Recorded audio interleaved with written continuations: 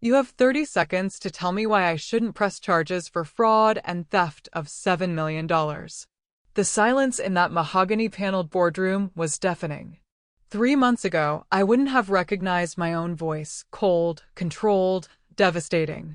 3 months ago, I was sleeping in my car outside the engineering library, surviving on vending machine crackers and the kindness of classmates who let me shower in their dorms.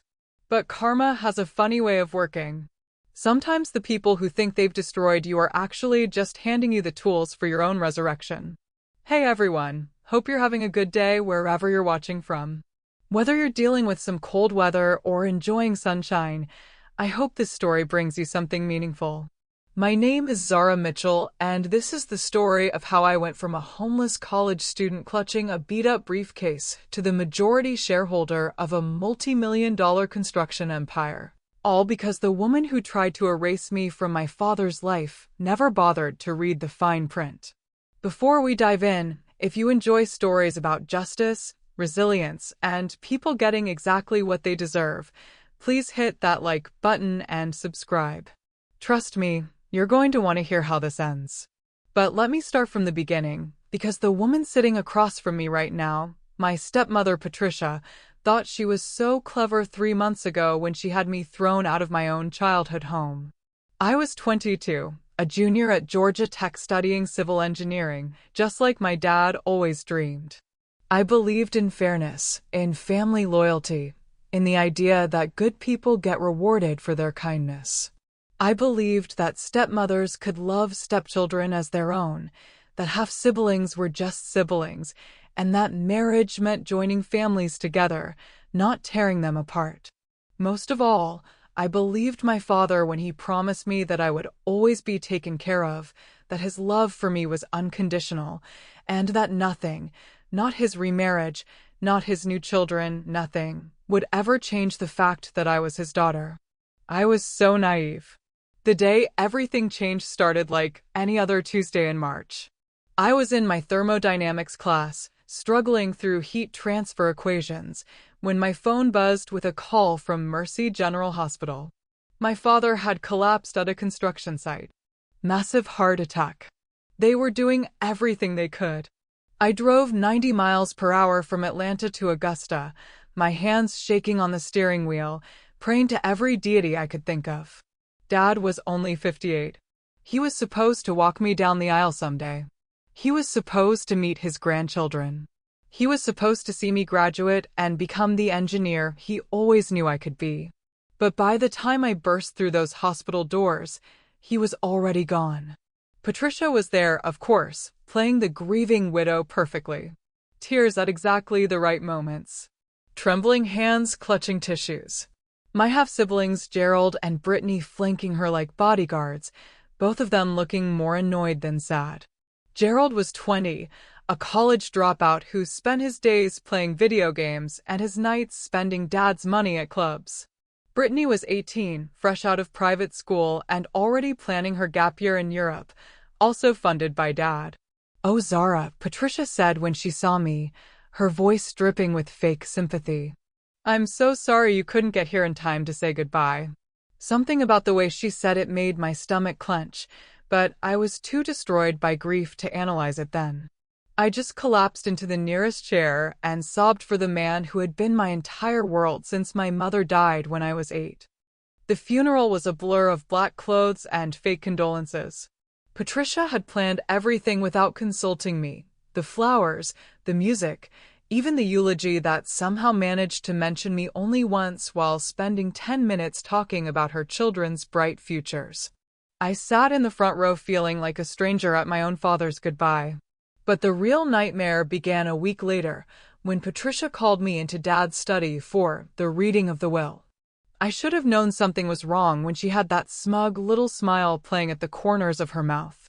I should have questioned why the lawyer looked uncomfortable, why Gerald and Brittany were practically bouncing with excitement, why Patricia kept checking her watch like she had somewhere important to be.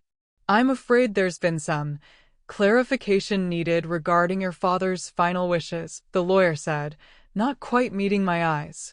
He opened a folder and pulled out documents that looked official enough, stamped and notarized and completely devastating.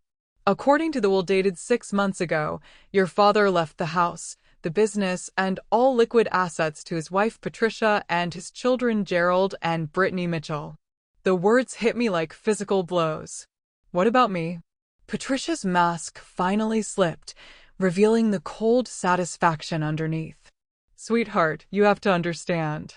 When your father married me, he gained real children. A real family. You were from before. From his first life.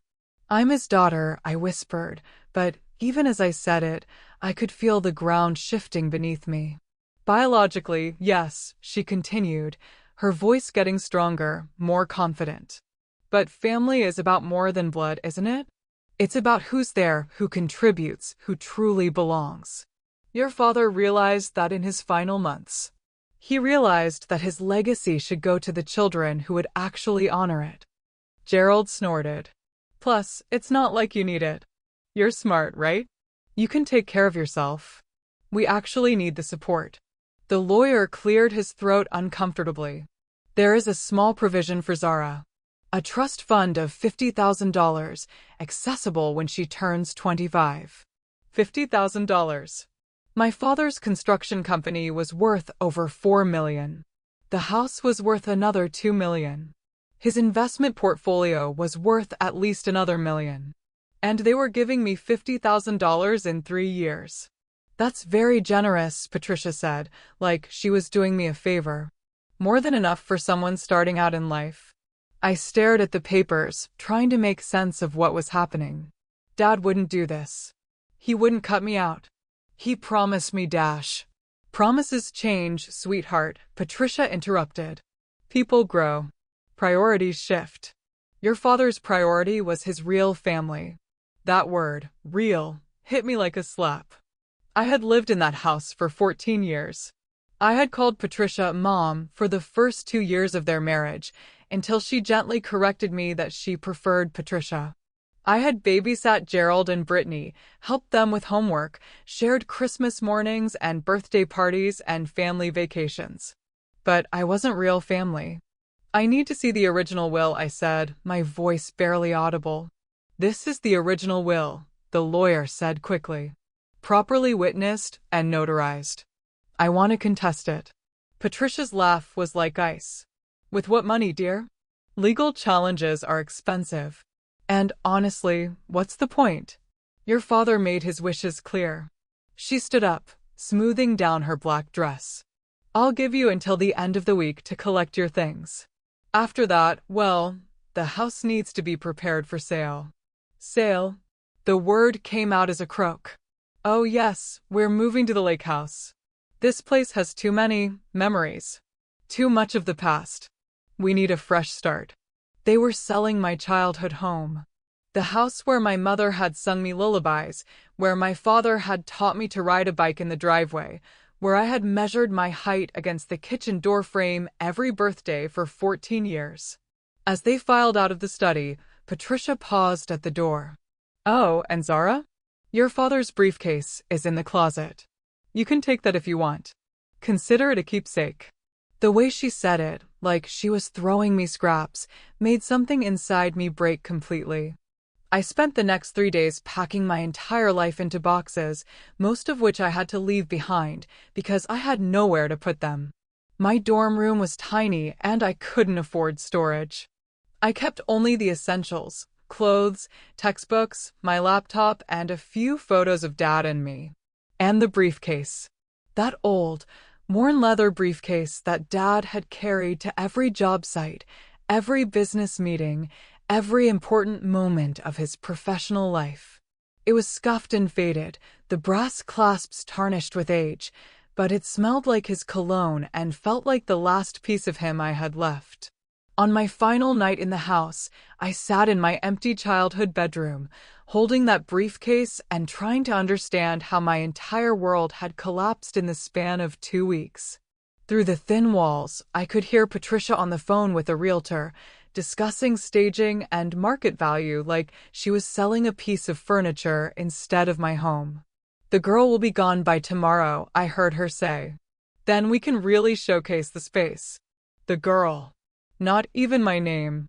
I left the next morning before anyone else was awake, loading my few remaining possessions into my beat-up Honda Civic and driving back to campus with tears streaming down my face. I had nowhere else to go. What I didn't know, what none of us knew, was that my father had been 3 steps ahead of all of them. And the proof was locked inside that briefcase I was clutching like a lifeline. The next few weeks were the darkest of my life. I was essentially homeless, sleeping in my car most nights because I couldn't afford the dorm fees for the rest of the semester. My meal plan had expired, and I was surviving on whatever free food I could find around campus, leftover pizza from study groups, samples at the grocery store, the occasional charity meal from friends who figured out how desperate I was. But I couldn't bring myself to tell anyone the whole truth. How do you explain that your own family decided you weren't worth keeping? How do you admit that the people who raised you threw you away like garbage the moment your father wasn't there to protect you? My engineering professors started noticing my declining performance. Professor Williams pulled me aside after I fell asleep during a structural analysis lecture for the 3rd time that week. Zara, what's going on? You're one of my strongest students, but lately. I wanted to tell him everything. I wanted to break down and sob about losing my father, my home, my entire sense of identity. But the words stuck in my throat. Instead, I mumbled something about adjusting to grief and promised to do better. The briefcase became my constant companion. I carried it everywhere, to classes, to the library, even when I was sleeping in my car. It was the only thing I had left of my father, and somehow holding it made me feel less alone. Sometimes I would run my fingers over the worn leather and imagine I could still feel his presence. I tried opening it dozens of times, but it was locked with an old-fashioned combination lock that I couldn't crack. I tried every significant date I could think of: Dad's birthday, my parents' anniversary, the day he started his company. Nothing worked. Eventually, I gave up and just carried it around like a security blanket. 3 weeks after the funeral, I was studying in the library when my phone rang. The caller ID showed a number I didn't recognize, but something made me answer. Is this Sarah Mitchell? Yes. This is Detective Sarah Barkley with the Augusta Police Department. I'm calling about your father's death. My blood went cold. What about it? He had a heart attack. We've received some information that's raised questions about the circumstances. Would you be available to come in for a conversation? I drove to Augusta that same day, my hands shaking on the steering wheel. The police station was exactly what you'd expect: fluorescent lights, uncomfortable chairs, and the smell of burnt coffee. Detective Barkley was a small Asian woman with kind eyes and a no-nonsense attitude. Your father's death has been ruled natural causes, she said immediately, probably seeing the panic on my face. But we've had some concerns raised about events following his death. What kind of concerns? She pulled out a file. We received an anonymous tip suggesting there might have been irregularities with your father's will. Financial fraud, potentially. My heart started racing. What kind of irregularities? That's what we're trying to determine. Can you tell me about your relationship with your stepmother? For the next hour, I told Detective Barkley everything. About Patricia's coldness toward me over the years, about how she'd gradually pushed me to the margins of the family, about the will reading and being cut out completely. I told her about being thrown out of my childhood home, about sleeping in my car, about feeling like I'd lost everything. Did your father ever mention his will to you directly? She asked. All the time. He always said I'd be taken care of, that I never had to worry about my future. He talked about me taking over the business someday, about how proud he was that I was studying engineering like him. Detective Barkley made notes. And you never saw any legal documents yourself? No. Patricia handled all of that. She said Dad didn't want to burden me with business stuff while I was in school. What about this briefcase you mentioned? You said your stepmother specifically told you to take it. I nodded. She acted like she was doing me a favor, giving me a keepsake. But the way she said it, it felt like she was mocking me. Do you have it with you? I did. I always did. Detective Barkley examined it carefully, running her fingers over the combination lock. Have you tried to open it? I've tried every date I can think of. Nothing works. She handed it back to me. Keep trying. Sometimes the answers we need are closer than we think. As I drove back to campus, Detective Barkley's words echoed in my mind. The answers we need are closer than we think. I pulled over at a rest stop and sat in my car, staring at the briefcase. What if the combination wasn't a date? What if it was something else entirely? I tried my father's social security number. Nothing. I tried the address of our house. Nothing. I tried the year he started his company, the year he married my mother, the year he married Patricia. Then I remembered something. When I was little, maybe 10 years old, Dad had taught me about the golden ratio in architecture. He said it was the most beautiful mathematical relationship in the universe, 1.618. He used it in all his building designs, said it was the secret to creating structures that felt naturally perfect. With trembling fingers, I turned the combination lock to 1-6-1-8. The briefcase clicked open. Inside, my world changed forever. The briefcase was organized with the same meticulous care my father brought to everything. There were several manila folders, each labeled in his careful handwriting. But what caught my attention first was an envelope on top with my name written in his familiar script, for my daughter Zara, the strongest foundation I ever built. I opened the envelope with shaking hands. Inside was a letter dated just 2 weeks before his death. My dearest Zara, it began. If you're reading this, then I'm gone, and I'm guessing Patricia has shown her true colors. I've known for months what she was planning. I've seen the way she looks at you, the way she talks about her children versus you. I've heard her on the phone with lawyers, thinking I was asleep. My vision blurred with tears, but I kept reading. I want you to know that every cruel word she said, every way she's made you feel less than, every moment she's made you question your place in this family, none of it is true. You are my daughter. You are my legacy. You are the best thing I ever built. The letter went on to explain that he had created a completely separate legal structure to protect me. Hidden trusts, backup wills, legal safeguards that Patricia knew nothing about. But the most shocking revelation was yet to come. The will Patricia showed you is real, he wrote. I had to make it real, had to let her think she'd won, because I needed her to reveal her true intentions. But there's a clause she doesn't know about, a clause that invalidates the entire will if you are harmed, excluded, or treated as anything less than my rightful heir. I stared at the letter, reading that paragraph over and over.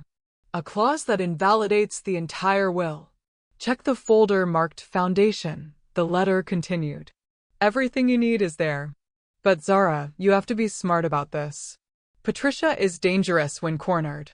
She's already shown she'll destroy you to get what she wants. Don't confront her until you have everything in place. With trembling hands, I opened the folder marked Foundation. Inside were documents that made my head spin. Trust fund paperwork showing accounts worth over $3 million. Stock certificates giving me controlling interest in Mitchell Construction. And most importantly, a copy of the real will, the complete will, with the clause my father had mentioned. The clause was buried in legal language, but the meaning was clear. If Zara Mitchell was excluded from the inheritance, treated as a non-family member, or suffered financial hardship as a result of the will's execution, then the entire document would be considered null and void, and all assets would transfer to a backup trust with Zara as the sole beneficiary. Patricia hadn't just cut me out of the will. She had triggered the very mechanism my father had put in place to protect me. But there was more. The folder contained evidence that Patricia had been stealing from my father for years. Forged checks, unauthorized transfers, credit cards opened in the company's name for personal expenses. My father had been building a case against her, documenting everything. At the bottom of the folder was a business card for a law firm in Atlanta, Morrison, Blake and Associates. There was a handwritten note. They have the rest. Tell them the foundation is ready. I sat in my car at that rest stop for 2 hours, reading through everything twice, trying to process what I'd discovered. My father hadn't abandoned me. He had protected me in the most elaborate, careful way possible. He had anticipated Patricia's betrayal and built a legal fortress around me. But he had also put an enormous burden on my shoulders. I was 22 years old, sleeping in my car, barely scraping by in school. And now I was supposed to take on a woman who had been manipulating legal and financial systems for years? The smart thing would have been to call the lawyers immediately. But I was young, and I was angry, and I wanted to see Patricia's face when she realized what she'd done. So I made the first mistake that almost cost me everything. I drove straight to the house, my house, and confronted her. Patricia was in the kitchen when I walked in, planning some kind of dinner party with a catering company. She looked up in surprise when she saw me. "Zara? What are you doing here?" "I thought we agreed, Dash." "We need to talk," I said, setting the briefcase on the kitchen counter. Something in my voice must have warned her, because her expression shifted from surprise to wariness. "About what?" "About the real Will. About the clause you don't know about. About the fact that you just triggered the very thing that's going to destroy you." For just a moment, I saw fear flicker across her face. But then her mask slipped back into place, and she smiled that cold, condescending smile I'd grown to hate. "I have no idea what you're talking about, sweetheart. But if you're here to cause trouble, I'll have to call the police." "Go ahead," I said, feeling braver than I had in weeks. "Call them. I'd love to explain to them about the forged checks, the unauthorized transfers, the years of theft you thought no one would notice." Now the fear was real, and it was staying. Patricia's face went pale. "You don't know what you're talking about." "I know exactly what I'm talking about. And more importantly, so do the lawyers who have been waiting for me to contact them." That's when Patricia made her own mistake.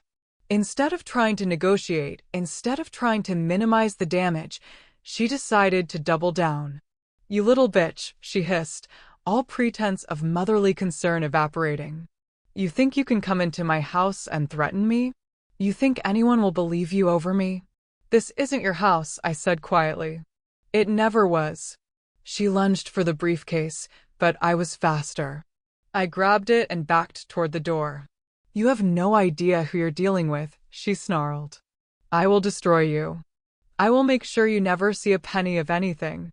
I will Dash." "You already tried that," I interrupted. "And all you did was hand me the keys to everything." I left her standing in that kitchen, shaking with rage, and drove straight to Atlanta to meet with the lawyers my father had chosen. What I didn't know was that Patricia was already making phone calls, already setting in motion a plan that would make the next few weeks a living hell. But I also didn't know that my father had anticipated that too. The law offices of Morrison, Blake and Associates occupied 3 floors of a gleaming downtown Atlanta high-rise. As I sat in the marble lobby clutching my father's briefcase, I felt completely out of place in my wrinkled jeans and Georgia Tech sweatshirt. Everyone around me looked like they belonged in this world of expensive suits and hushed conversations about million-dollar deals. When the receptionist called my name, I was led to a conference room where 3 lawyers were waiting for me. The lead attorney, James Morrison, was a distinguished black man in his 60s with kind eyes and the bearing of someone who had fought many battles and won most of them. "Ms. Mitchell," he said, standing to shake my hand. "I'm so sorry for your loss. Your father was not just a client, he was a friend. He spoke about you constantly." The other 2 lawyers introduced themselves: Sarah Blake, a sharp-eyed woman in her 40s who specialized in estate law, and Peter Kim, a younger man who handled corporate litigation. They all looked at me with a mixture of sympathy and something else I couldn't quite identify. Respect, maybe? "Before we begin," Morrison said, "I need to ask you something important. Have you spoken to anyone about the contents of your father's briefcase?" I told them about my confrontation with Patricia and I watched their expressions grow increasingly concerned. That was unwise, Blake said carefully, but understandable. You've been through an enormous trauma, and you're very young to be dealing with something this complex. What exactly am I dealing with? I asked. I mean, I read the documents, but I don't really understand what it all means. Morrison opened a thick file. Your father came to us 8 months ago with a very specific problem. He suspected his wife was planning to cut you out of his will, and he had evidence that she'd been embezzling from his company for years. But he also knew that if he confronted her directly or divorced her, she might destroy evidence or find ways to hide assets. So he set a trap, Blake continued. He created a will that gave her exactly what she wanted, everything, but with a hidden clause that would trigger if she acted on her worst impulses toward you. Kim pulled out a document.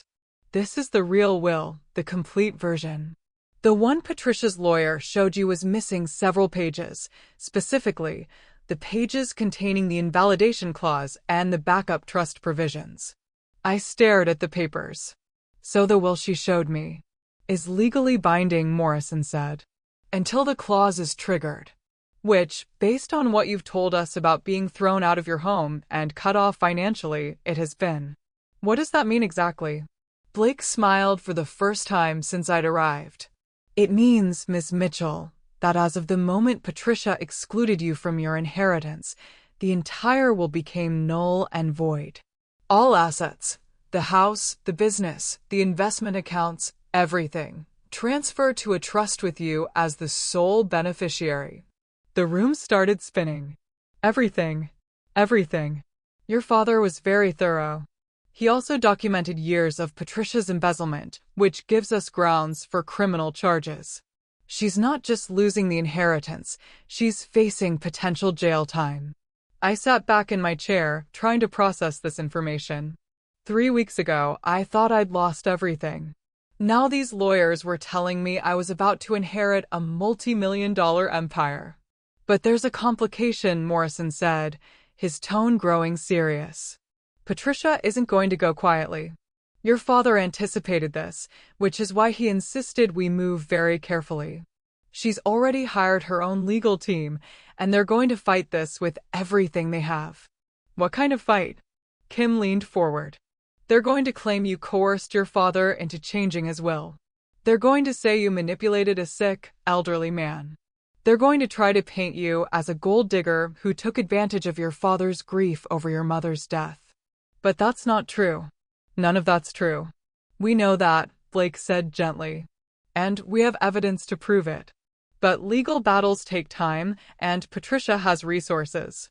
She's going to make this as ugly and public as possible, hoping you'll give up and settle for a smaller amount. Morrison pulled out another folder. There's something else you need to know. Your father didn't just leave you money. He left you a company with 43 employees, ongoing construction projects worth millions of dollars, and a reputation built over 25 years. If this legal battle drags on too long, the business could suffer irreparable damage. The weight of responsibility settled on my shoulders like a lead blanket. What am I supposed to do? I'm a college student. I don't know anything about running a construction company. Your father thought of that too, Morrison said with a slight smile. He arranged for interim management and set up a board of advisors to help you transition into leadership. But ultimately, the decisions will be yours. Blake handed me a thick packet of papers. These are the documents we need you to sign to begin the legal process. But I want you to understand what you're signing up for. This isn't just about money. Patricia is going to try to destroy your reputation, your relationships, your sense of self-worth. She's going to make you question whether you deserve any of this. She's already done that, I said quietly. Then you know what you're up against. The question is, are you ready to fight back? I thought about my father, about all the times he'd told me I was strong enough to handle anything life threw at me. I thought about sleeping in my car, about the humiliation of being thrown out of my own home, about Patricia's cold smile when she called me not real family. Yes, I said. I'm ready. The next few hours were a blur of signatures, explanations, and legal strategy. The lawyers explained that they would file a motion to invalidate the probated will and activate the backup trust. They would also file criminal charges against Patricia for embezzlement and fraud. But the process would take months, maybe longer. In the meantime, Morrison said, "You need to be very careful. Patricia is going to be desperate, and desperate people do dangerous things. Don't go anywhere alone if you can help it. Don't engage with her or her children directly. And whatever you do, don't let anyone convince you to settle for less than what your father intended." As I left the law office that evening, my head was spinning with everything I'd learned. I drove back to campus in a daze, the briefcase now feeling like it weighed 1,000 pounds. Inside it were documents that could change my entire life, but also the power to destroy a woman who had raised me for 8 years. I parked outside my dorm and sat in my car, trying to figure out what to do next. I couldn't afford the dorm fees, but I also couldn't keep sleeping in my car now that I was potentially about to inherit millions of dollars. The whole situation felt surreal. My phone buzzed with a text from an unknown number. "We need to talk. Meet me at Riverside Park tomorrow at 2 p.m. Come alone. Patricia." My blood ran cold. How had she gotten my number? And why did she want to meet in person after our confrontation earlier? I called Morrison immediately. "Don't go," he said without hesitation. "This is exactly the kind of thing I was warning you about. She's going to try to manipulate you, maybe threaten you, possibly even try to get you to say something she can use against you in court. But what if she wants to negotiate? What if she's ready to admit what she did? Zara, listen to me very carefully. Patricia has spent the last 8 years positioning herself to inherit your father's fortune. She's not going to give up just because we filed some paperwork. She's going to fight, and she's going to fight dirty." But I was 22 and angry and tired of being afraid. Against Morrison's advice, I decided to meet with Patricia. I told myself I was being smart about it. I would record the conversation on my phone, meet in a public place, keep the meeting short. What I didn't realize was that Patricia had been planning this meeting since the moment I walked out of her kitchen with that briefcase. The next afternoon, I drove to Riverside Park, a small public space near the Augusta River. Patricia was already there, sitting on a bench overlooking the water. She looked smaller than I remembered, almost fragile in her black coat and sunglasses. "Thank you for coming," she said as I approached. Her voice was different, softer, more vulnerable than I'd ever heard it. "What do you want, Patricia?" She patted the bench beside her. "Please sit. I know you have every reason to hate me, but I need you to understand something." Against my better judgment, I sat down, keeping several feet of distance between us. "I know what your father's lawyers have told you," she began. "I know about the clause, about the backup will. I know I've lost everything." I stayed silent, my phone recording in my pocket. "But I also know something they probably haven't told you. Something about your father that might change how you feel about all of this." "What are you talking about?" Patricia reached into her purse and pulled out a manila envelope. "Your father wasn't the man you think he was, Zara. He wasn't the loving, devoted father you remember." She handed me the envelope. Inside were photographs. My father with various women over the years, bank records showing payments to people I didn't recognize, and what looked like legal documents. "He was having affairs throughout both of his marriages," Patricia said quietly. "Your mother knew. That's why she was so depressed in her final years. That's why she really died, not from cancer, but from a broken heart." I stared at the photos, my hands shaking. "You're lying." "I wish I was." He was paying for apartments for these women, buying them cars, supporting their children. Children he had with them while he was married to your mother, and later to me. The world tilted sideways. "That's not true. Dad loved my mother. He loved me." "He did love you," Patricia said, and for the first time, her voice sounded genuinely kind. "But he was also a deeply flawed man who hurt everyone who trusted him, including you." She pulled out another document. This is a paternity test, Zara. From when you were 15. Your father had it done because he was starting to suspect. I grabbed the paper, scanning the legal language until I found the conclusion.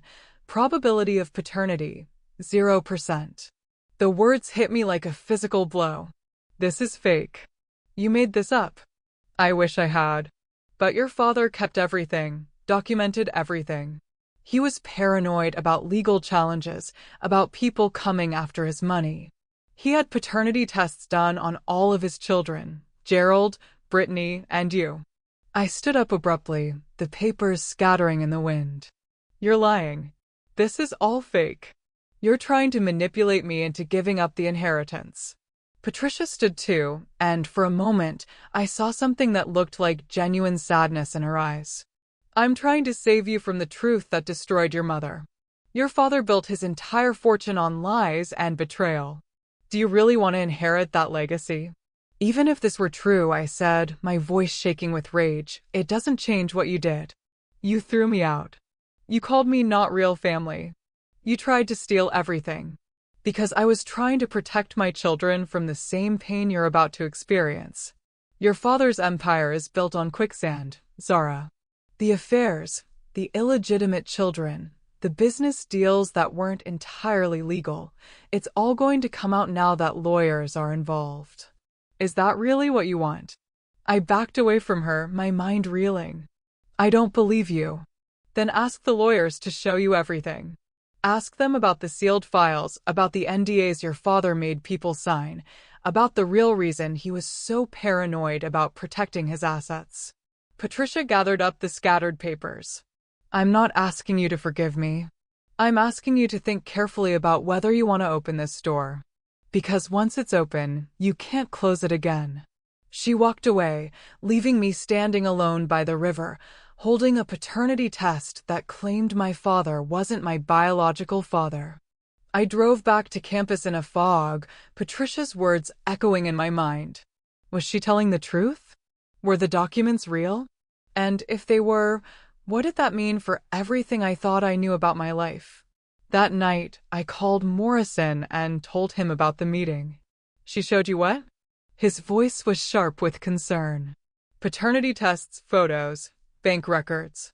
She said Dad had affairs, that he wasn't really my father, that the whole inheritance is built on lies. There was a long pause.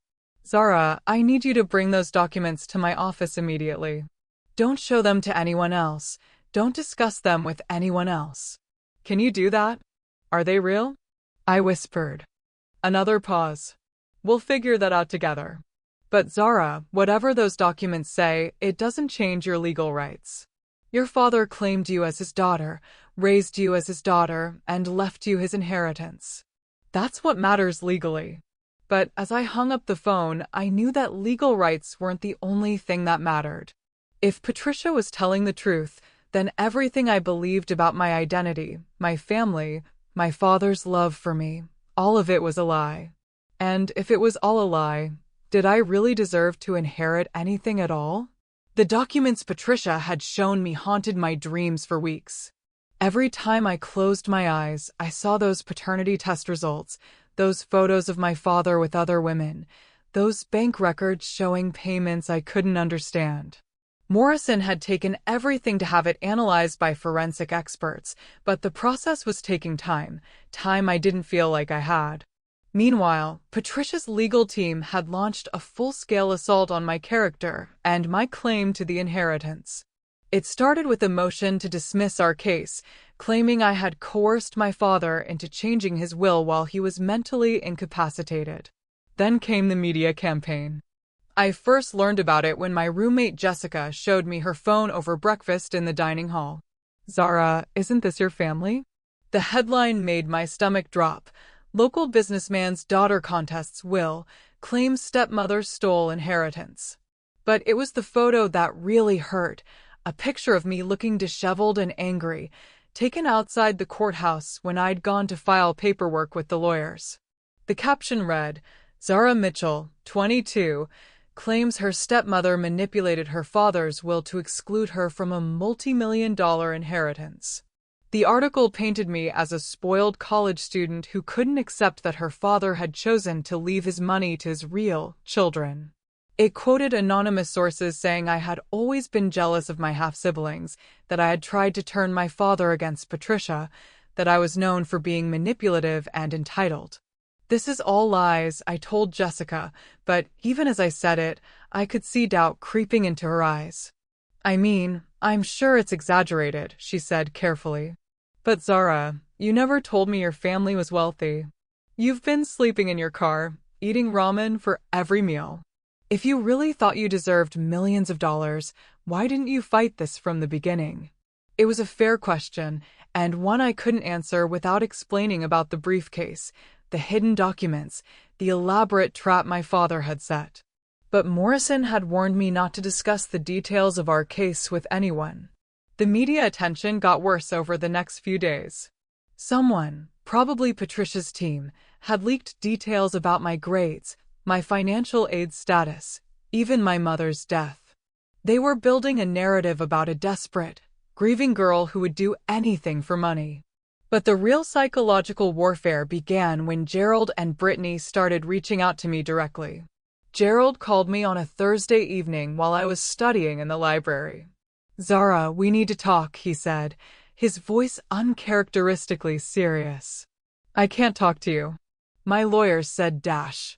Forget the lawyers for a minute. This is family business.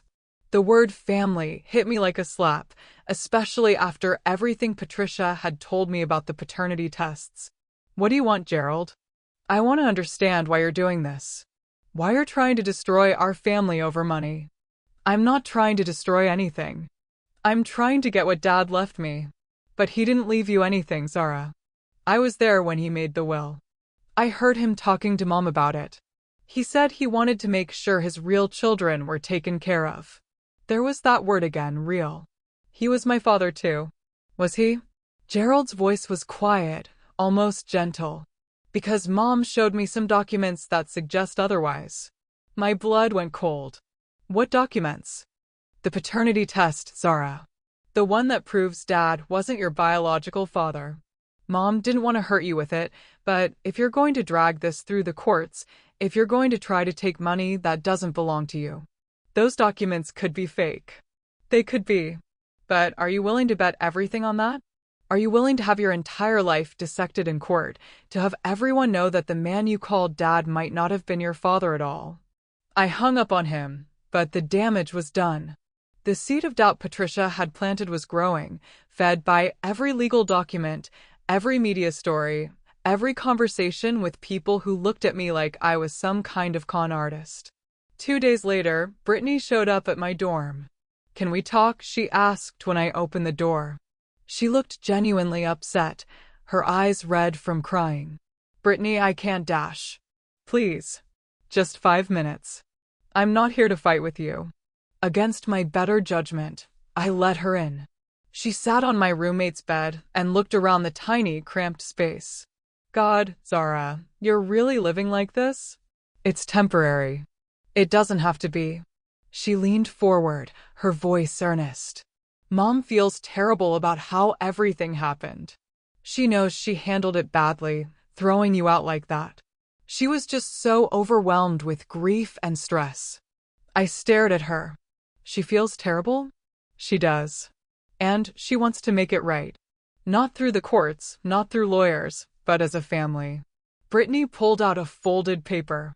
She's prepared to offer you a settlement. $2 million, cash, no strings attached. You can finish school, buy a house, start your own life. All you have to do is drop the legal challenge. $2 million. It was more money than I could even conceptualize. It was enough to pay for school, to buy a house, to never worry about money again. It was also a fraction of what I was supposedly entitled to under my father's real will.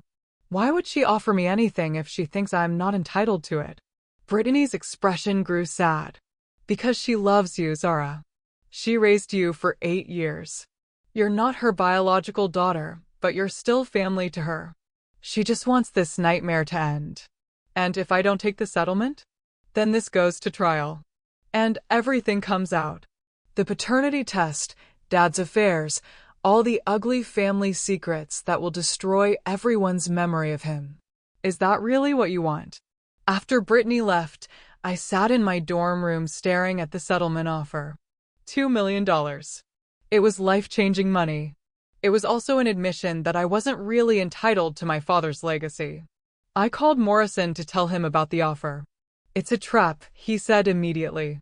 They're offering you just enough to make you question whether fighting is worth it, but not nearly enough to reflect your actual inheritance. But what if they're right? What if the paternity test is real? What if I'm not actually entitled to anything? Zara, listen to me very carefully. Even if that paternity test is legitimate, and we still don't know that it is, it doesn't matter legally. Your father claimed you as his daughter. He put your name on legal documents. He raised you, supported you, and explicitly left you an inheritance. Biology doesn't determine legal parentage, but morally dash.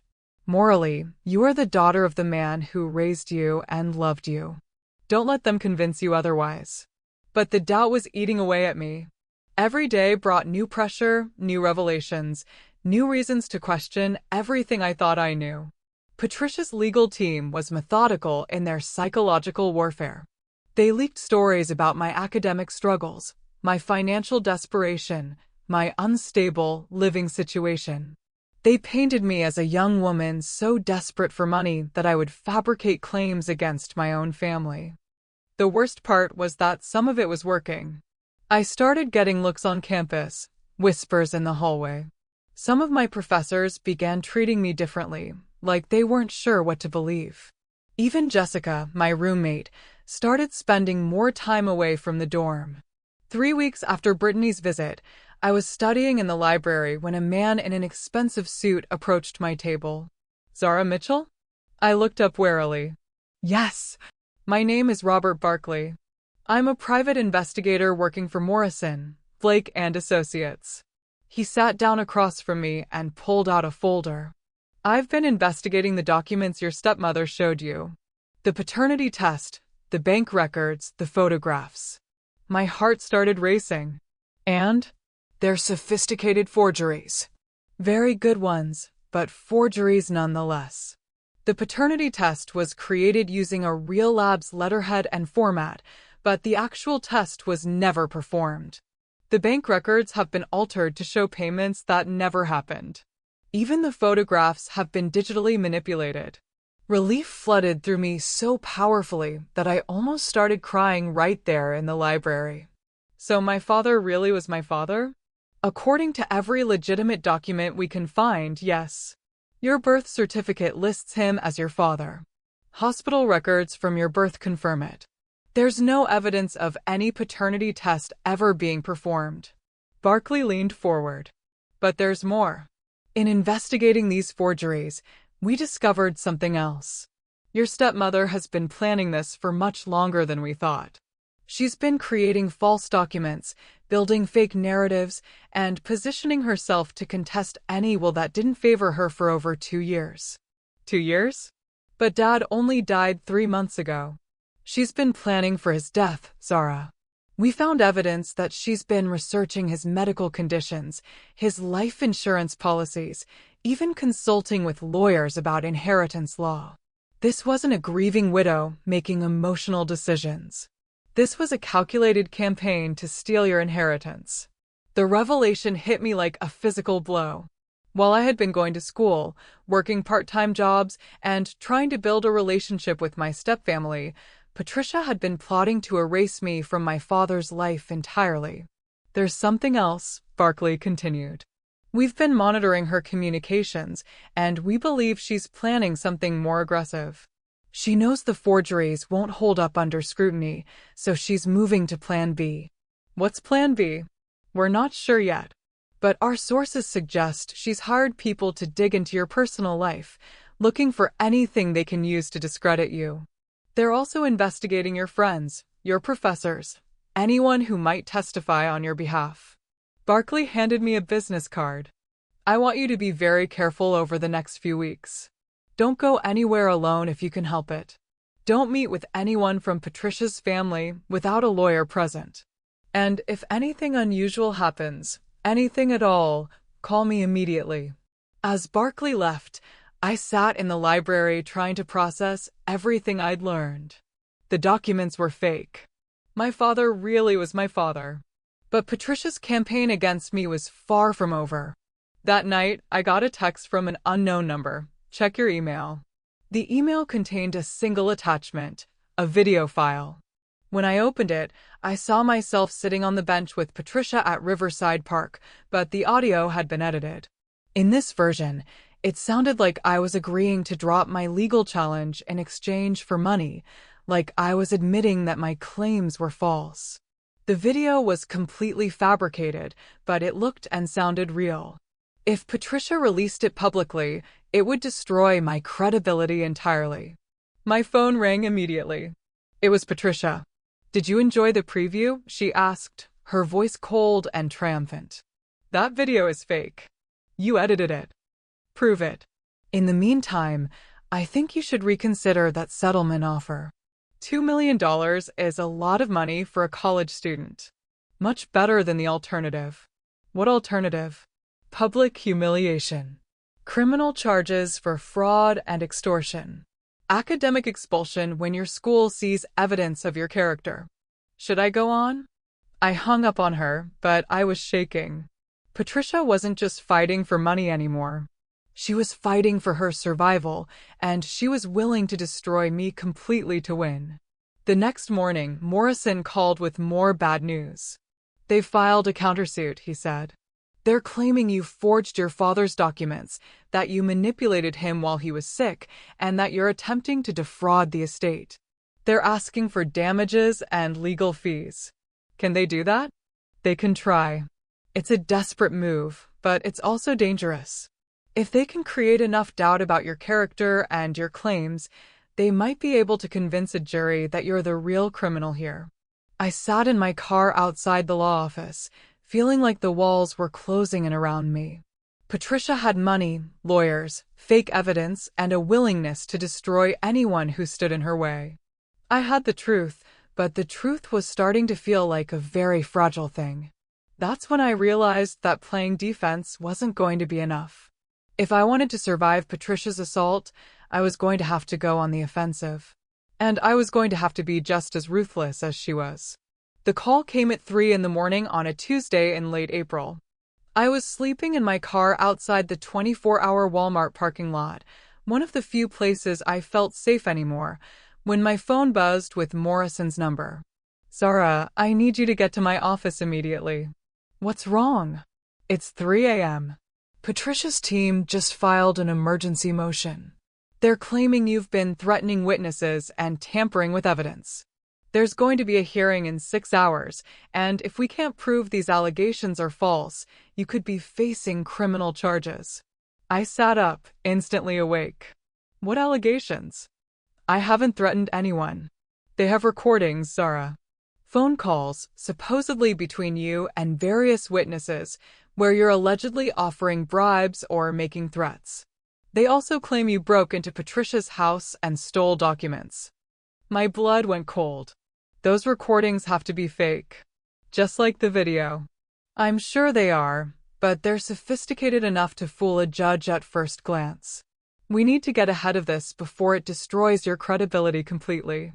I drove to Morrison's office through empty Atlanta streets, my hands shaking on the steering wheel. When I arrived, the entire legal team was there, looking grim and exhausted. Blake was on the phone with what sounded like a forensic audio expert. Kim was surrounded by stacks of legal documents. "Show me the recordings," I said. Morrison played them on his laptop. The voice sounded like mine, not exactly, but close enough to be convincing. In one recording, I was supposedly offering a former employee of my father's company $50,000 to lie about Patricia's embezzlement. In another, I was threatening to destroy a witness who had given a statement supporting Patricia's version of events. "This is insane," I said. "I've never spoken to any of these people. I don't even know who they are." "We know," Blake said, hanging up her phone. "But the recordings are good enough to create reasonable doubt. And combined with the other evidence they're presenting, She handed me a police report. They're claiming you broke into the house last week and stole financial documents. They have security footage. I stared at the report in disbelief. I haven't been to that house since the day I confronted Patricia. And there was no security system when I lived there. There is now, Kim said grimly. High-end cameras, motion sensors, the works. And the footage shows someone who looks like you entering the house through a back window. Morrison pulled up the video on his laptop. The figure was wearing dark clothes and a hood, but the build and movement were similar to mine. When the person turned toward the camera for just a moment, the face was partially visible, and it looked enough like me to be convincing. This is all fake, I said, but even as I said it, I could hear the desperation in my own voice. The recordings, the video, all of it. She's creating an entire false narrative. We know that, Morrison said. But proving it is going to take time we don't have. The hearing is in 5 hours, and if the judge believes even half of this, what happens then? Blake's expression was grave. Best case scenario, your credibility is destroyed, and we lose the inheritance case. Worst case, you're arrested for witness tampering, breaking and entering, and attempted fraud. I slumped in my chair, feeling like the world was collapsing around me. How is she doing this? How is she creating evidence this sophisticated? Money, Kim said simply. She's hired a team of experts, digital forensics specialists, voice actors, even professional con artists. She's spending hundreds of thousands of dollars to frame you. But why? Even if she wins, she's spending a fortune on legal fees and fake evidence. What's the point? Morrison and Blake exchanged a look that made my stomach clench. There's something we haven't told you, Morrison said carefully. Something we discovered in our investigation of your father's business. He pulled out a thick folder. Your father's company wasn't just worth $4 million, Zara. It was worth significantly more. But over the past 3 years, Patricia has been systematically draining the accounts, selling assets, and transferring money to offshore accounts. How much money are we talking about? We estimate she's stolen over $12 million. The number hit me like a physical blow. $12 million. No wonder Patricia was willing to spend hundreds of thousands on fake evidence and legal fees. She wasn't just fighting for an inheritance. She was fighting to avoid prison for massive embezzlement. There's more, Blake continued. We've discovered that Patricia has been planning this for years. She married your father specifically to gain access to his wealth.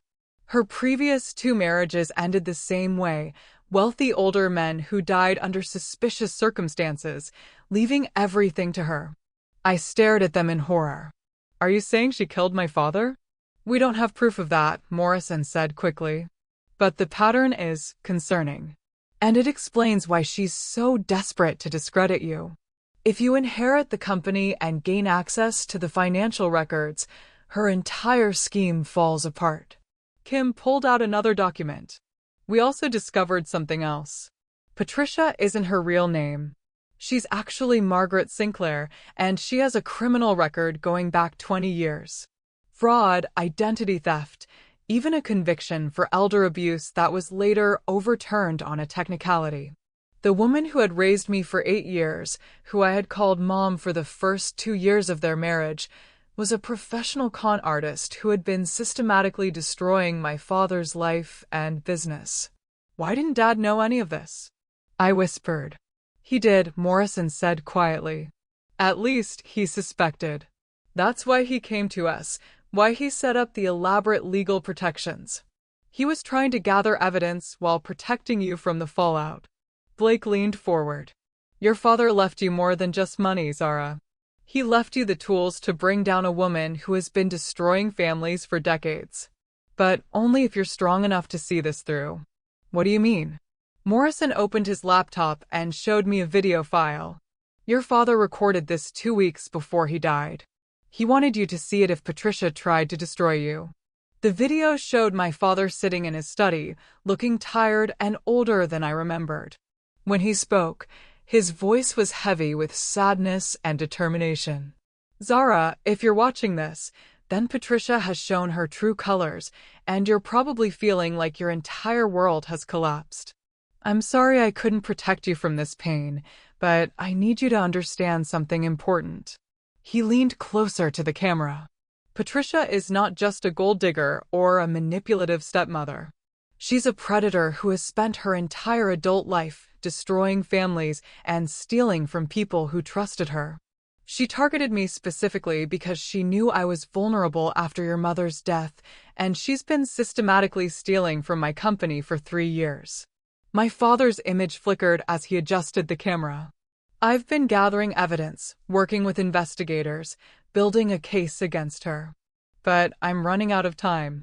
My health is failing faster than I expected, and I'm afraid she might be accelerating the process. The implication hit me like a sledgehammer. My father thought Patricia might be poisoning him.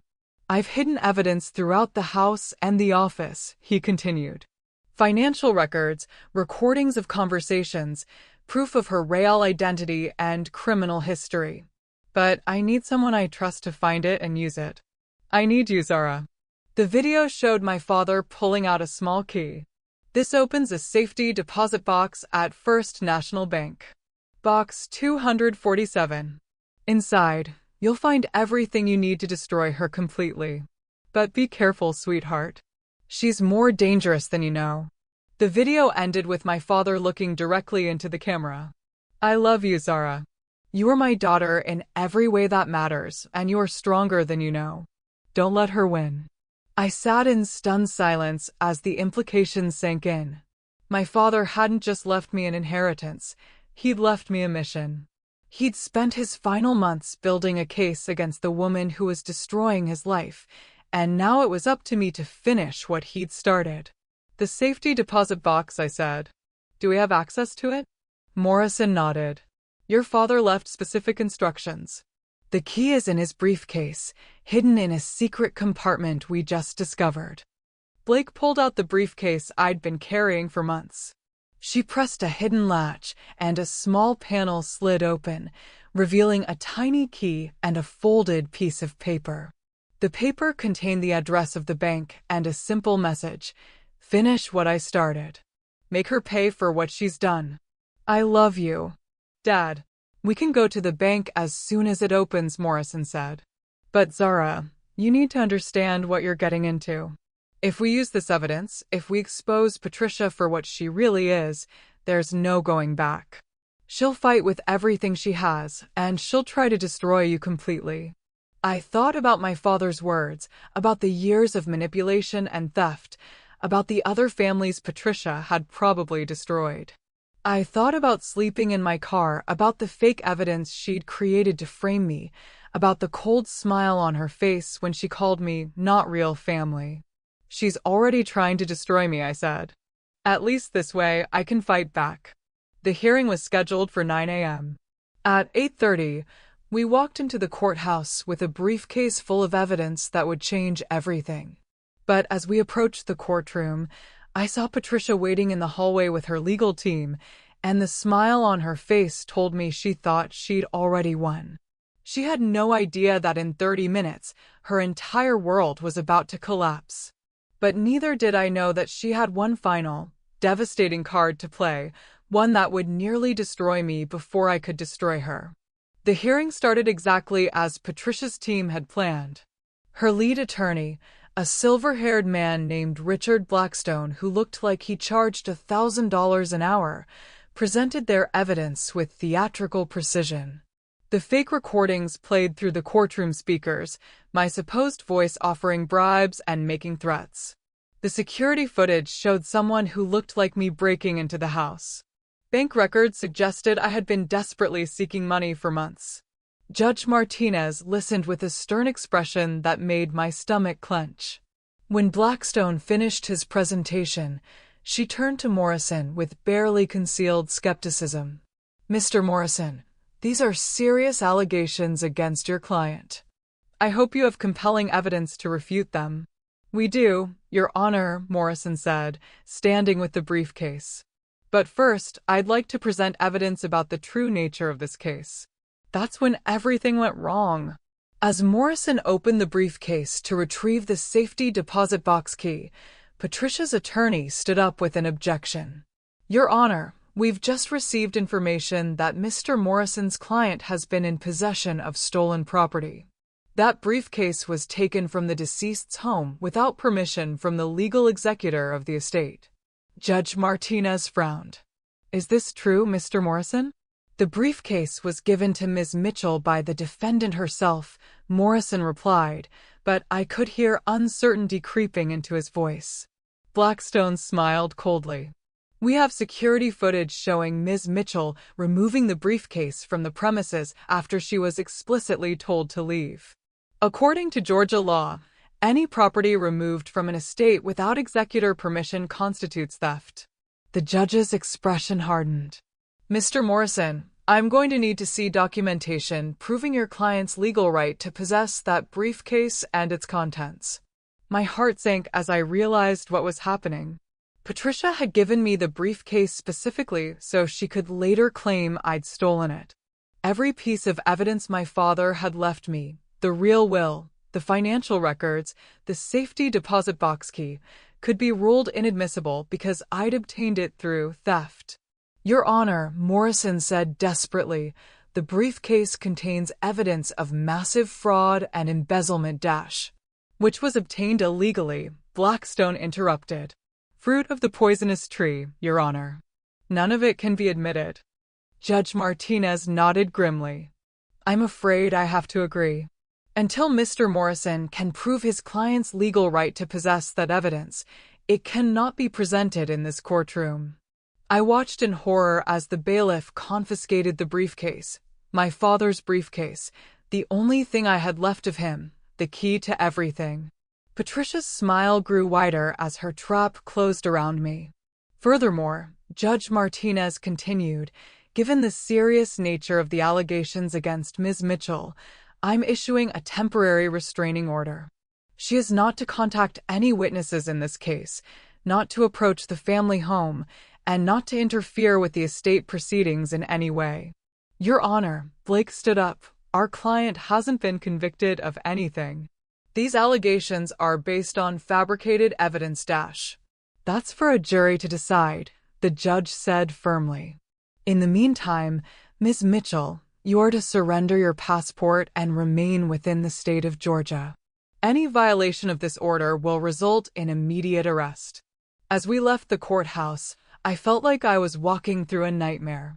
In the span of 1 hour, I had lost access to all the evidence my father had left me, been branded a criminal in open court, and been legally prevented from fighting for my inheritance. This is temporary, Morrison said as we reached his car, but his voice lacked conviction. We'll appeal the ruling, find another way to access the evidence. How? I asked. She's thought of everything. Every move we make, she's already 3 steps ahead. Blake put a hand on my shoulder. Zara, I know this looks bad, but It doesn't look bad, I interrupted. It is bad. She's won. That afternoon, the media coverage was brutal. The local news ran a story about the inheritance fraud case, with my photo prominently displayed. The headline read, "College student accused of forging documents to steal millions." Online comments were even worse, calling me everything from a gold digger to a sociopath.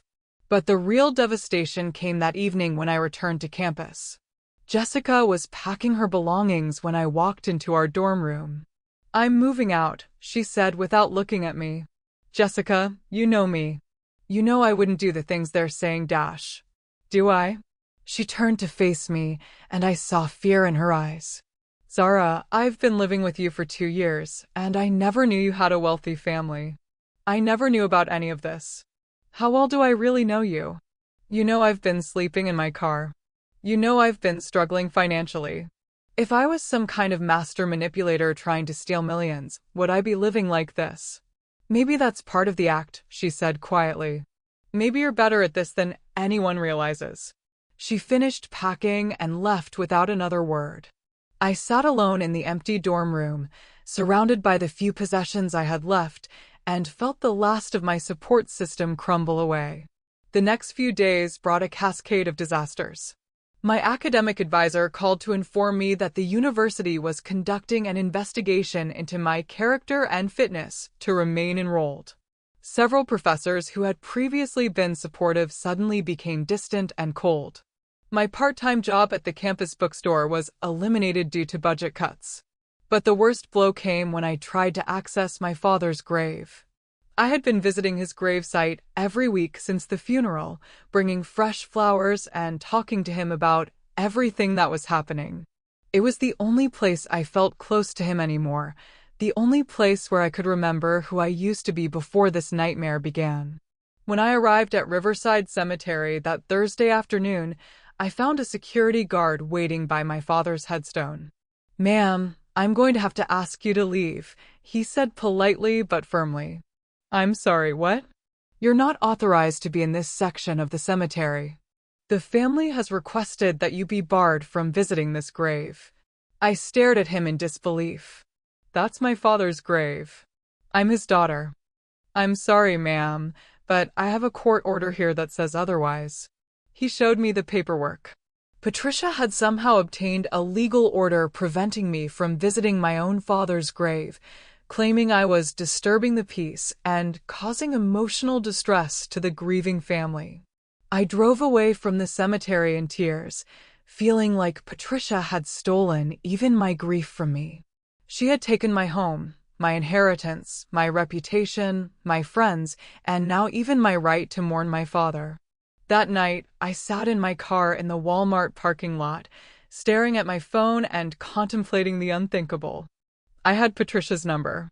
I could call her, tell her I was ready to surrender, ready to walk away from everything in exchange for just being left alone. The settlement offer was still on the table, $2 million to disappear quietly. It was more money than I could spend in a lifetime. I could finish school, start over somewhere else, build a new life far away from all of this pain and humiliation. My finger hovered over her contact information for a long time. But then I remembered my father's video, his words about Patricia being a predator who had destroyed other families. I thought about the other victims she'd probably left in her wake, the other children who had been erased from their inheritance, the other men who had died under suspicious circumstances. If I gave up now, she would win completely. She would keep the $12 million she'd stolen, avoid any consequences for her crimes, and be free to find her next victim. I put the phone away and made a decision that would either save me or destroy me completely. I was going to break into that safety deposit box, with or without legal permission. The next morning, I drove to First National Bank with the key my father had hidden in his briefcase. I knew it was illegal. I knew that if I got caught, I would face serious criminal charges. But I also knew it was my only chance to find the evidence that could expose Patricia's crimes. I walked into the bank wearing my best clothes and trying to project confidence I didn't feel. The safety deposit box area was in the basement, accessed through a secure elevator that required both a key and bank employee supervision. "I need to access box 247, I told the clerk, showing her the key. She checked her computer and frowned. "I'm sorry, but there's a legal hold on that box. It can't be accessed without a court order." My heart sank. Of course, Patricia had thought of this too. She'd probably had the box sealed the moment she realized I might have access to it. "When was the hold placed?" I asked. "Let me check. It was placed yesterday by the estate's legal representative." Yesterday. The day after the hearing, when Patricia realized I might have evidence she couldn't control. I left the bank feeling defeated and desperate. Every avenue was blocked, every option eliminated.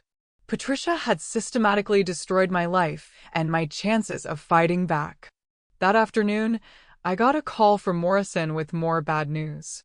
"The district attorney's office is considering filing criminal charges," he said.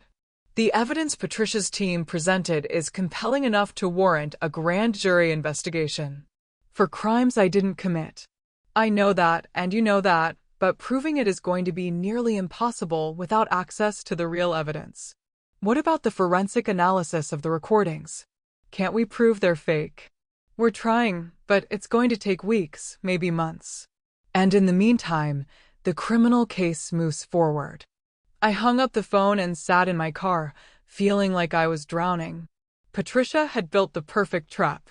Every piece of evidence that could save me was locked away or ruled inadmissible. Every move I made only seemed to make things worse. That evening, as I was trying to study in the library, my phone buzzed with a text from an unknown number. Meet me at the coffee shop on Broad Street.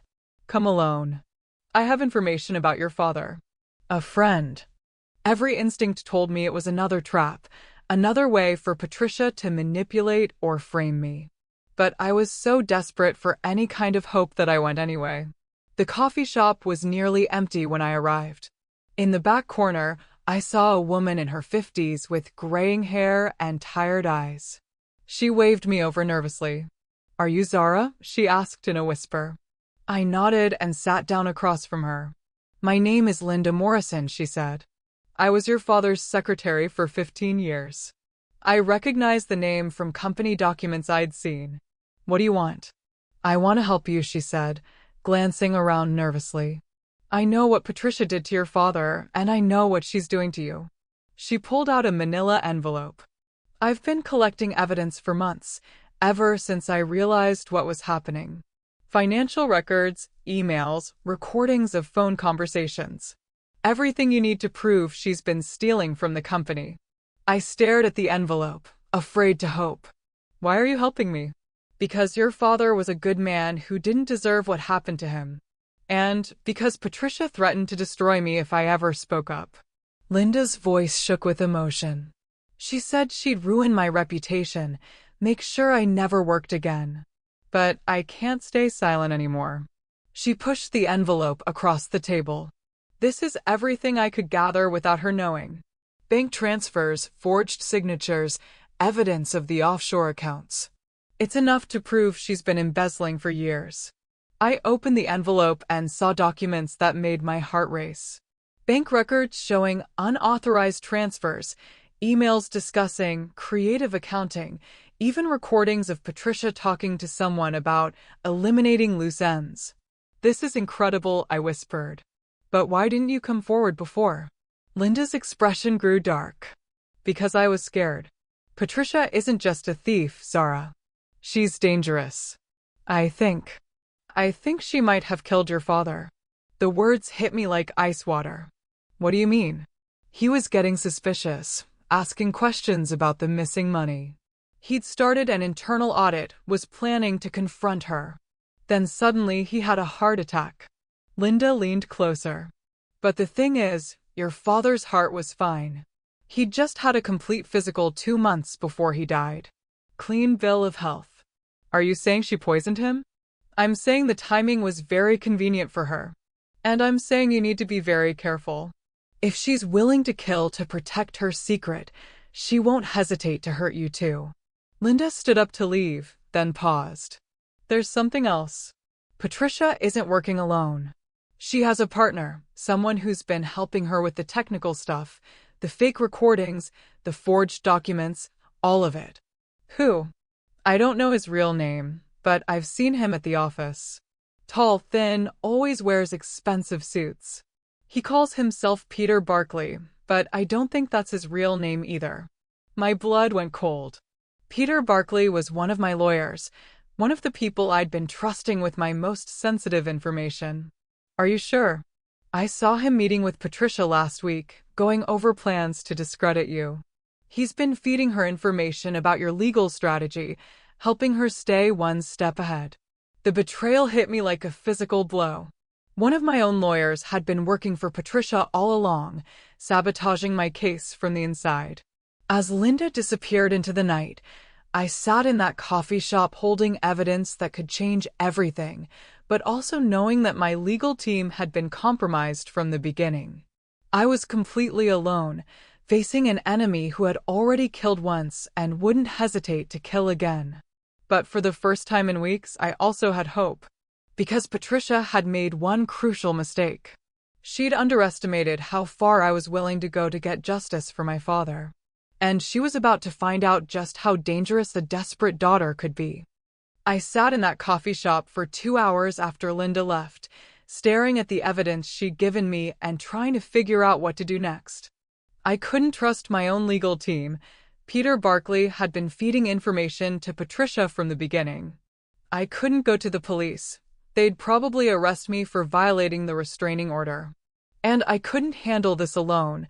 Patricia had already proven she was willing to kill to protect her secrets. But as I sat there, surrounded by the quiet hum of late-night coffee shop conversations, something shifted inside me. For months, I'd been reacting to Patricia's moves, always one step behind, always playing defense. She'd controlled the narrative, controlled the evidence, controlled the legal proceedings. It was time to change the game. The next morning, I made a decision that went against every piece of legal advice I'd ever received. I called Morrison and told him I was firing Peter Barkley immediately.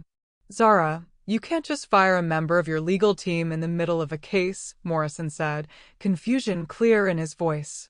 "I can if he's been working for the other side," I replied and explained what Linda had told me. The silence on the other end of the line stretched for a long moment. "Are you certain about this?" "Certain enough. How else would Patricia know about our strategy before we implemented it? How else would she be prepared for every move we made?" Morrison's voice grew grim. "If this is true, then our entire case has been compromised from the beginning. Every strategy session, every piece of evidence we've discussed. She's known about all of it. Which means we need to start over, and we need to do it without Barkley knowing. Zara, even if we remove Barkley from the team, the damage is already done. Patricia knows our entire playbook. Then we write a new playbook. One she's never seen before." That afternoon, I met with Morrison and Blake at a small diner outside Atlanta, far from their usual offices. I brought Linda's evidence and watched their expressions change as they reviewed the documents. "This is incredible," Blake said, studying bank records that showed systematic theft over 3 years. "If this is authentic, it proves Patricia has been embezzling millions." "It's authentic," I said. "But we need to verify it independently, without Barkley's knowledge." Morrison nodded slowly. "We'll need to bring in outside experts, people Barkley has never met. It'll be expensive, and it'll take time we might not have." "How much time do we have before the criminal charges are filed?" "Maybe 2 weeks. The grand jury is scheduled to hear Patricia's evidence next Friday. 2 weeks to prove my innocence and expose Patricia's crimes." It seemed impossible, but it was the only chance I had. "There's something else," I said, and told them about Linda's suspicions regarding my father's death. Blake's expression grew troubled. "If Patricia murdered your father, this becomes much more serious than inheritance fraud. But proving murder is incredibly difficult, especially when the death was ruled natural causes." "What would we need?" "An exhumation order, a new autopsy, toxicology tests. And we'd need compelling evidence to convince a judge to authorize it." Morrison leaned back in his chair. "Zara, I need you to understand what you're proposing. If we pursue this angle, if we accuse Patricia of murder, there's no going back. She'll fight with everything she has, and she'll try to destroy you completely." "She's already trying to destroy me completely," I pointed out. "At least this way, we're fighting back." Over the next week, we worked in secret to build a new case. Morrison brought in a forensic accountant who had never worked with Barkley, a digital forensics expert to analyze the fake recordings, and a private investigator to verify Linda's information. The results were better than I dared to hope. The forensic accountant confirmed that Patricia had stolen over $14 million, even more than we'd originally estimated. The digital expert proved that the recordings were sophisticated fakes created using voice synthesis technology.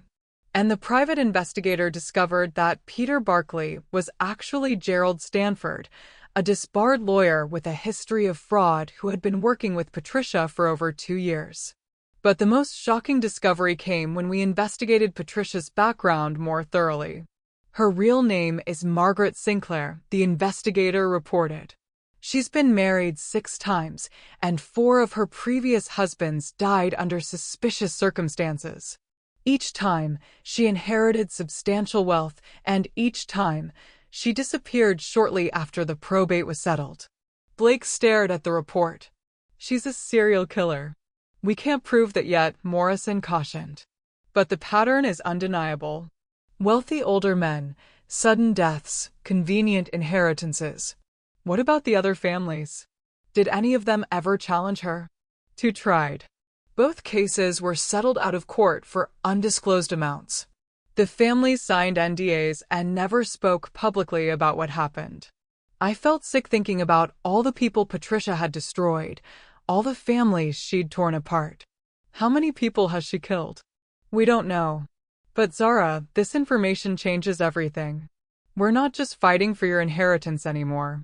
We're trying to stop a serial killer.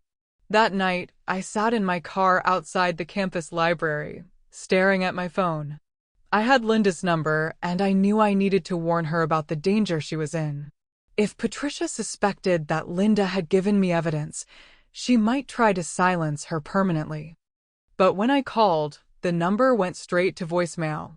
I tried again an hour later, then again the next morning. Nothing. Finally, I drove to Linda's apartment complex and knocked on her door. A neighbor answered from the adjacent unit. "Are you looking for Linda?" the woman asked. "Yes, is she home?"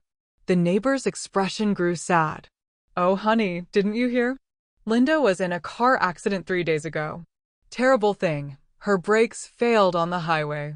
She's in intensive care at Memorial Hospital." My blood went cold. Brake failure. Just like the heart attack that had killed my father. I drove to the hospital immediately, but when I tried to visit Linda, I was told that only family members were allowed in the ICU. Through the window, I could see her lying unconscious, surrounded by machines and monitors. A doctor approached me in the hallway. "Are you family?" "I'm a friend." "How is she?" "Critical, but stable. The accident caused severe internal injuries, but she's fighting." "Are you the young woman she was asking about?" "Asking about?" "When she was conscious yesterday, she kept saying something about telling Zara the truth. She seemed very agitated about it." My heart raced.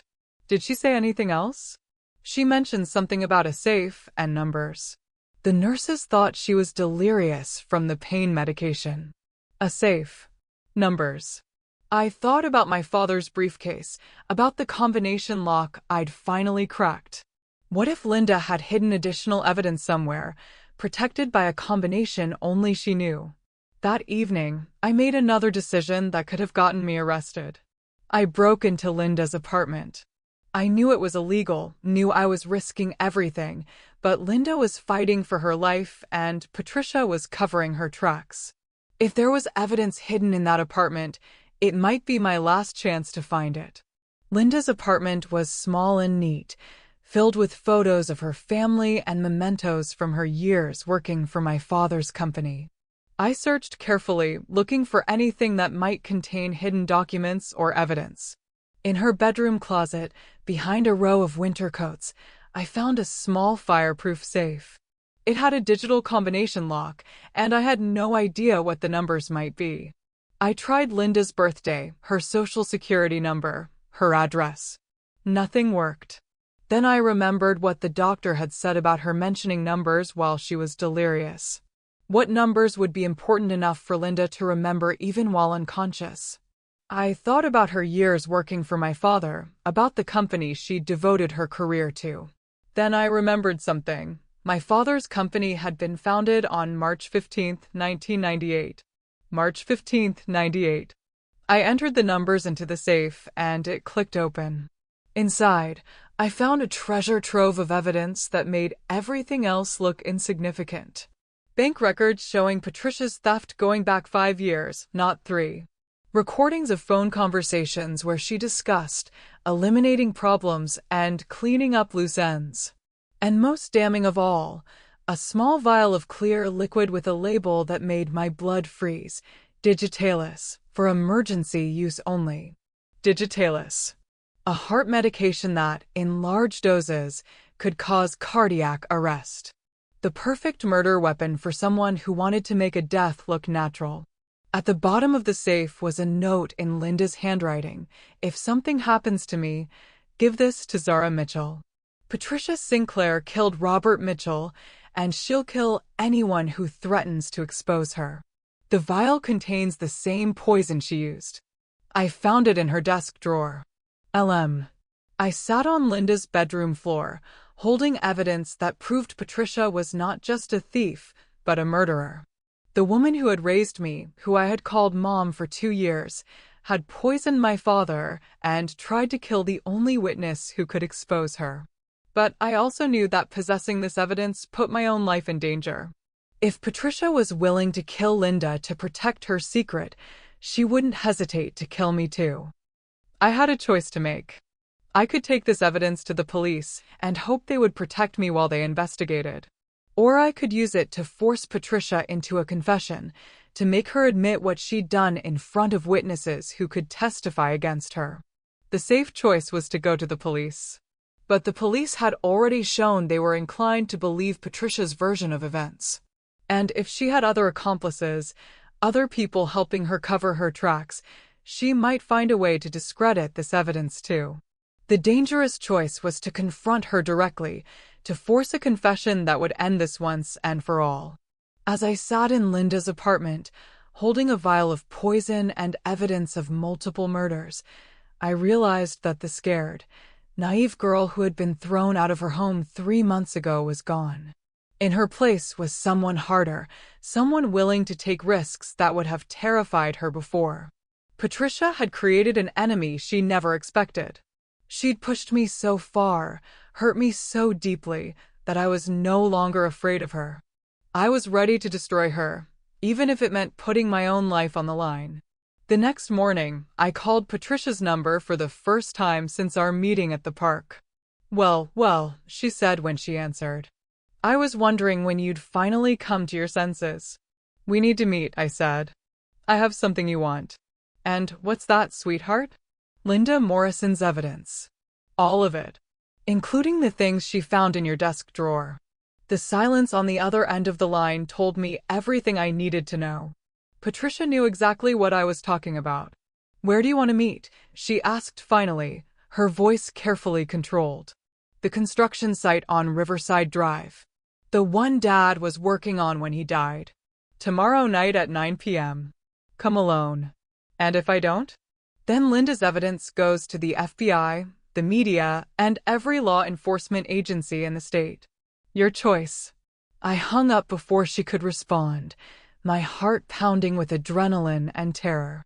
I had just challenged a serial killer to a final confrontation, and I had less than 24 hours to prepare for a meeting that would either end with justice for my father or with my own death. But for the first time since this nightmare began, I felt like I was finally in control. Patricia had taught me to be ruthless. Now she was about to learn just how good a student I'd been. The construction site where my father had his heart attack was a half-finished office building on the outskirts of Augusta, surrounded by chain-link fencing and warning signs. As I drove through the gate that Tuesday night, my headlights illuminated the skeletal steel framework that would have been Dad's final project. I wasn't stupid enough to come alone, despite what I'd told Patricia. Morrison and Blake were parked a quarter-mile away with a surveillance team, recording everything through hidden cameras I was wearing.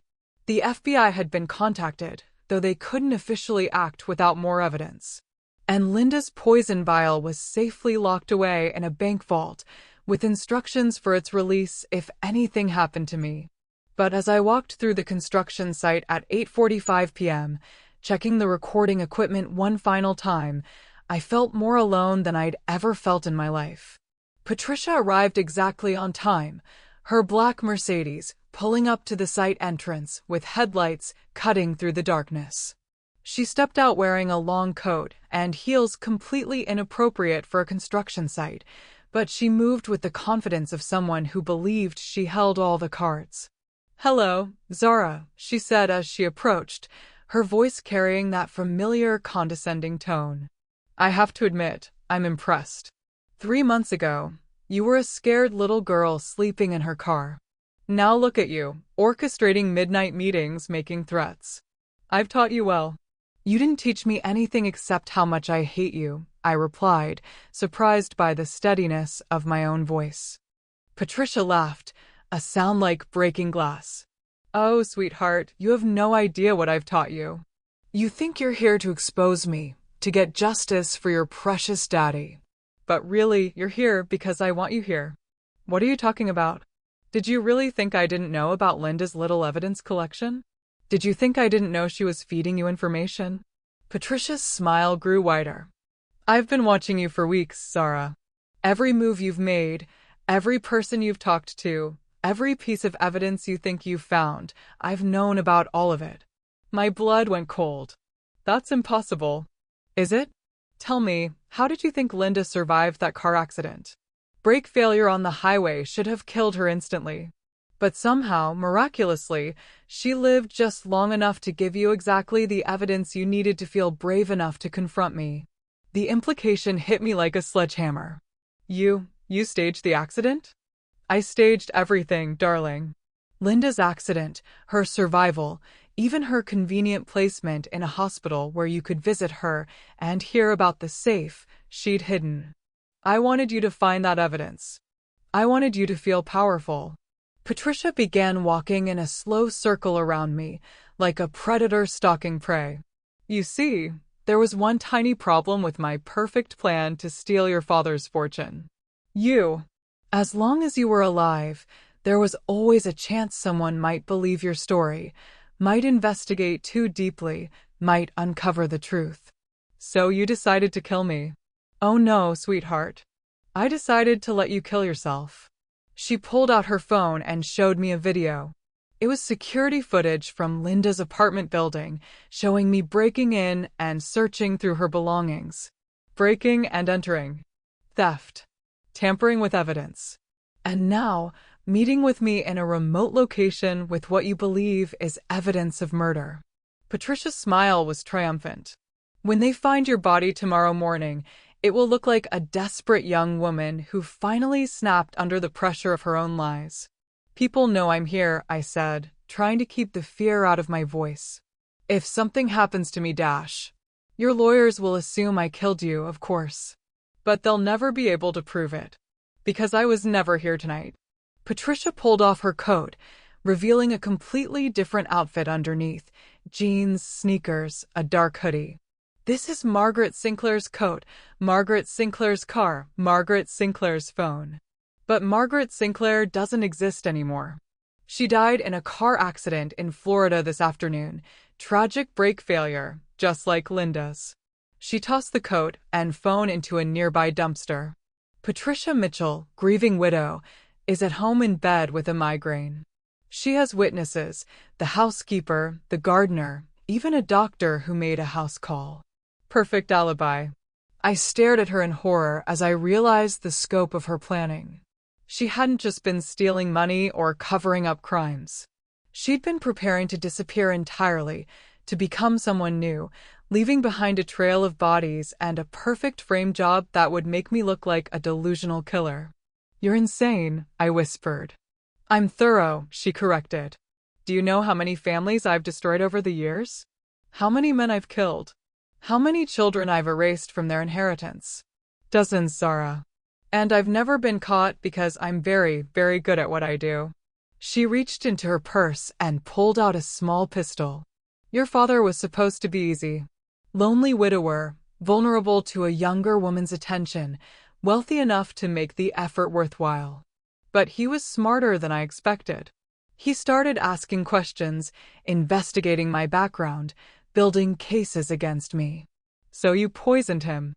Digitalis in his morning coffee for 3 weeks.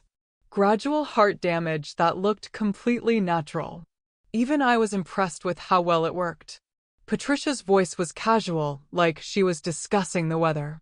But then he left you that ridiculous briefcase with all his paranoid preparations. I thought I'd handled it by giving it to you myself, making it look like theft. But you were more resourceful than I expected. She raised the gun, pointing it directly at my chest. Which brings us to tonight.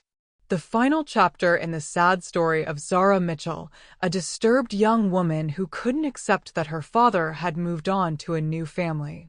Wait, I said, raising my hands. Before you kill me, I want to know something.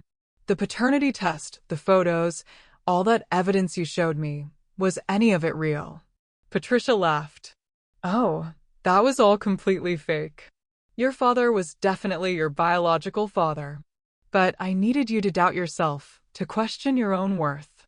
Psychological warfare is so much more effective than physical violence.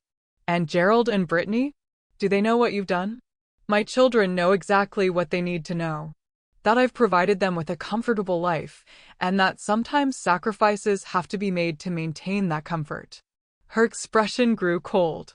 They're not like you, Zara. They understand that family loyalty means protecting the family's interests, no matter what. Even if it means murder?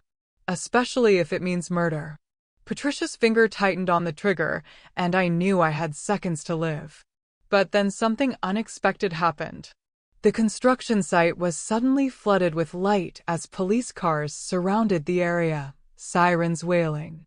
FBI, drop your weapon. Patricia spun around in confusion as armed agents emerged from behind construction equipment, their weapons trained on her.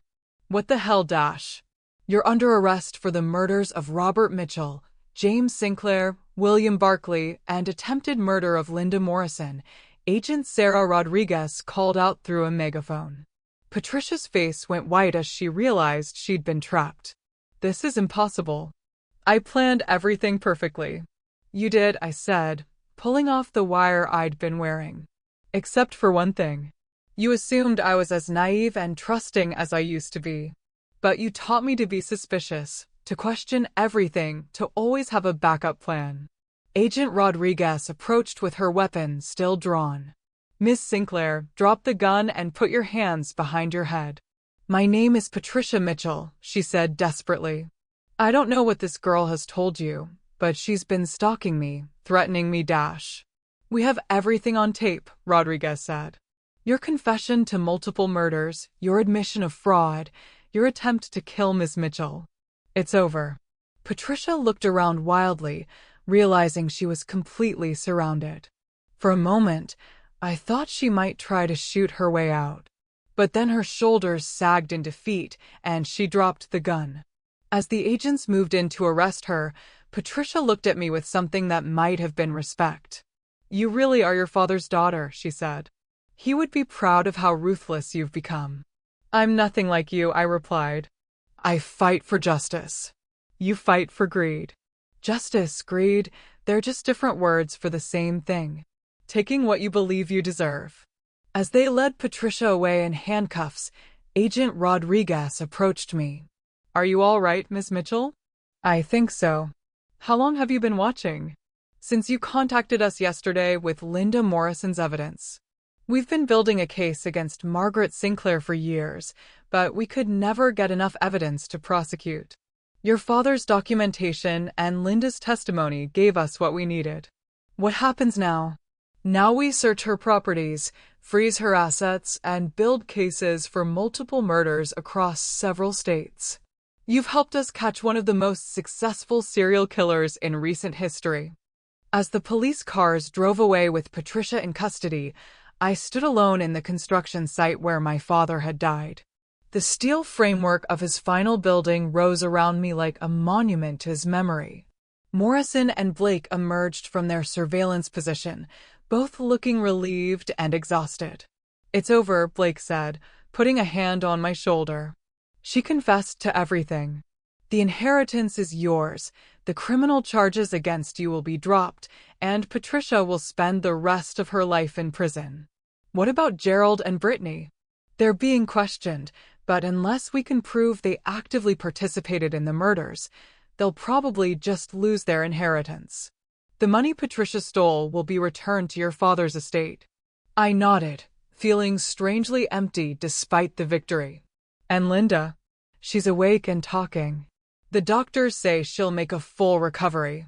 As we drove away from the construction site, I thought about everything that had happened over the past 4 months. I'd lost my father, my home, my sense of identity, and nearly my life. But I'd also discovered a strength I never knew I had, a determination that had carried me through the darkest period of my life.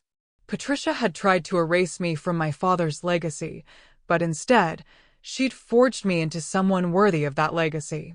Someone who could fight for justice, protect the innocent, and honor the memory of a man who had loved me enough to prepare for this battle even from beyond the grave. The scared, naive girl who had been thrown out of her childhood home was gone forever. In her place was a woman who understood that sometimes the only way to defeat monsters is to become strong enough to face them without flinching. And as we drove through the night toward a future I was finally free to build, I knew that my father would indeed be proud of who I'd become. 6 months later, I stood in the boardroom of Mitchell Construction, looking out at the faces of 43 employees who had become my responsibility. The mahogany table where Patricia had once tried to humiliate me now served as the place where I made decisions that affected dozens of families and millions of dollars in construction projects. The Riverside office complex will break ground next month, I announced, referring to the building my father had been working on when he died. It's going to be our tribute to Dad's vision, sustainable construction that serves the community for generations. The applause from the team felt genuine, warm. These people had known my father for years, had watched Patricia slowly poison the company culture, and had welcomed me back with a mixture of relief and cautious optimism.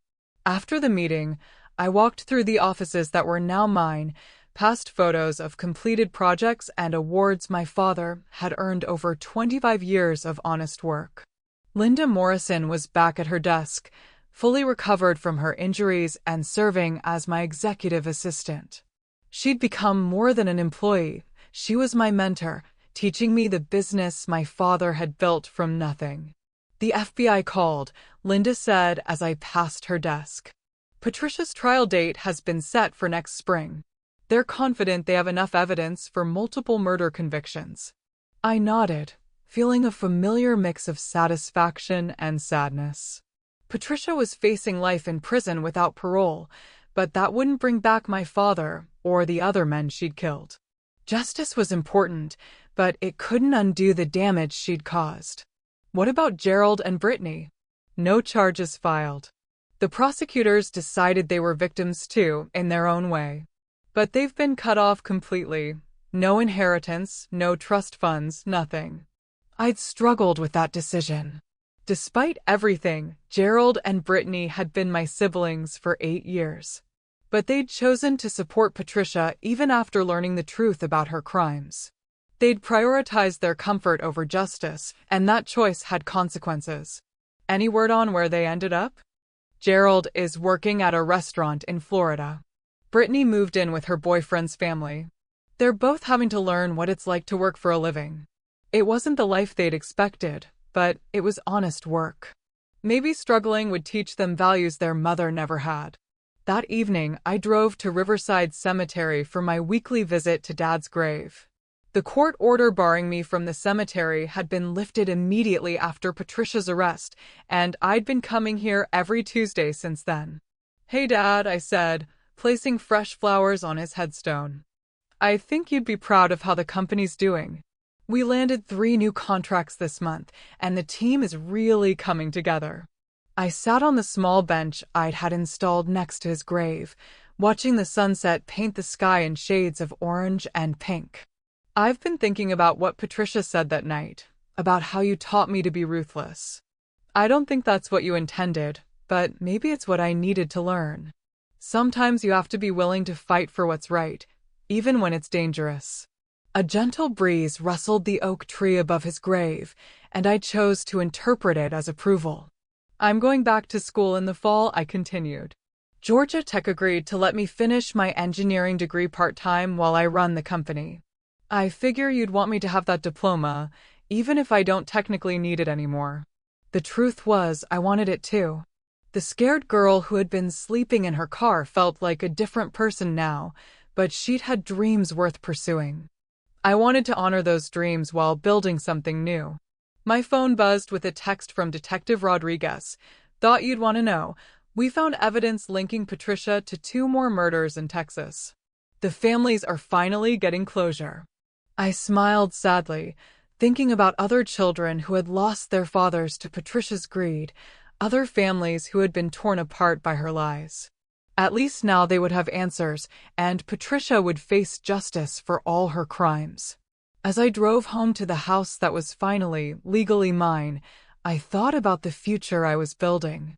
The company was thriving under my leadership, combining my father's traditional values with new ideas about sustainable construction and employee ownership.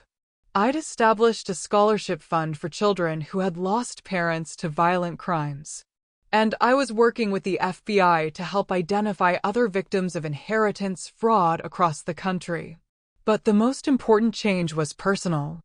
I'd learned to trust my instincts, to stand up for myself, to fight for what I believed in.